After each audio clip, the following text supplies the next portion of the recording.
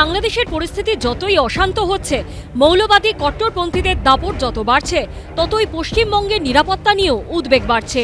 বাংলাদেশের জেল থেকে জঙ্গি পালানো, একাধিক সন্দেহভাজন জঙ্গিকে বাংলাদেশ প্রশাসনের মুক্তি দেওয়া, পশ্চিমবঙ্গে ভুয়ো নথি দিয়ে তৈরি পাসপোর্ট বাংলাদেশিদের হাতে যাওয়া, বাংলাদেশের জঙ্গির ধরা পড়া, পরপর এই ধরনের ঘটনায় উদ্বেগ আতঙ্ক চরমে উঠছে। গত দুদিনে 8 জন জঙ্গিকে গ্রেপ্তার করেছে অসম পুলিশের স্পেশাল টাস্ক ফোর্স। ধৃত 8 জনের মধ্যে 2 জন মুর্শিদাবাদের বাসিন্দা, মোহাম্মদ আব্বাস আলী হরিহরপাড়ার বাসিন্দা, মগুরার বাসিন্দা মিনারুল শেখ।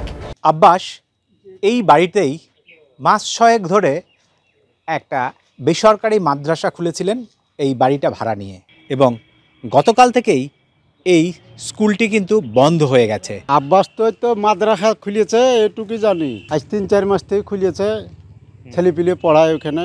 10ই ডিসেম্বর আসাম পুলিশের এসটিএফ এর কাছে গোপন সূত্র মারফত খবর আসে। এসটিএফ আধিকারিকরা জানতে পারেন বাংলাদেশ থেকে নাশকতা চালানোর জন্য ভারতে ঢুকেছে বেশ কিছু জঙ্গি। এরপরই শুরু হয় অপারেশন প্রঘাত। 16-17 নভেম্বর বাংলা, কেরল ও আসামে অভিযান চালায় আসাম পুলিশের এসটিএফ। এরপরই জালে ধরা পড়ে 8 জঙ্গি।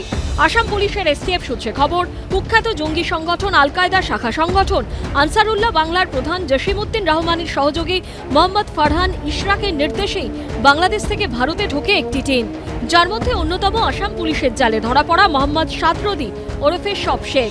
এই মোহাম্মদ সাদ বাংলাদেশের রাজশাহীর বাসিন্দা। তার কাছ থেকে পাওয়া গেছে বাংলাদেশের পরিচয়পত্র ও সার্টিফিকেট। বাংলাদেশে অন্তর্বর্তী সরকার দায়িত্ব নেওয়ার পর জেল থেকে ছাড়া পেয়েছিল যারা, তাদের মধ্যে অন্যতম জসিমউদ্দিন রহমানি। যে জসিমউদ্দিন রহমানি আল কায়দার শাখা সংগঠন আনসারুল্লাহ বাংলার ইন্ডিয়ান সাবকন্টিনেন্টের দায়িত্বে রয়েছে, এমনই জানাচ্ছে আসাম পুলিশ। আর এই জসিমউদ্দিন রহমানির অত্যন্ত ঘনিষ্ঠ একজন ফারহান ইশরাক, তার কথা শুনেই বেশ কয়েকজন ভারতবর্ষে প্রবেশ করেছে শুধুমাত্র জঙ্গি কার্যকলাপ করার জন্য। সূত্রের দাবি, মুর্শিদাবাদ ও আলিপুরদুয়ারের ফালাকাটায় স্লিপার সেলের সঙ্গে বৈঠকও করে গিয়েছে ধৃত জঙ্গিরা।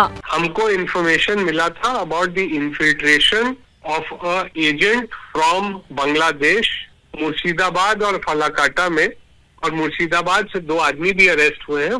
Operation Praghat, that is the strike against jihadi elements, is still on.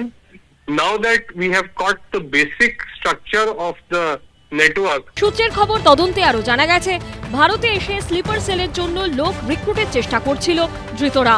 এতে বড় ভূমিকা ছিল ধৃত জঙ্গি সাদরদির। ধৃতদের রিপোর্টিং ম্যানেজার ছিল বাংলাদেশে বসে থাকা ফারহান ইশরাক।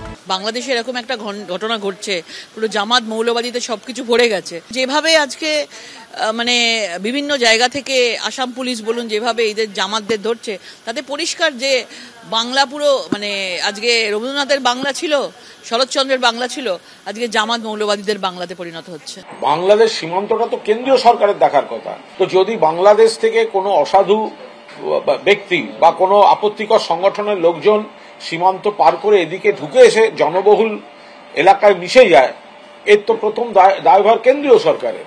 বাংলাদেশের জেল থেকে ছাড়া পাওয়া জঙ্গিরাই এবার ক্রমশ সক্রিয় হচ্ছে। ইউনুসের এই উদারতার মাসুল কি শেষে দিতে হবে বাংলাদেশকে? উঠছে প্রশ্ন। আবিদ দত্ত, রাজীব চৌধুরী ও শিবাশিস মৌলিকের রিপোর্ট, এবিপি আনন্দ।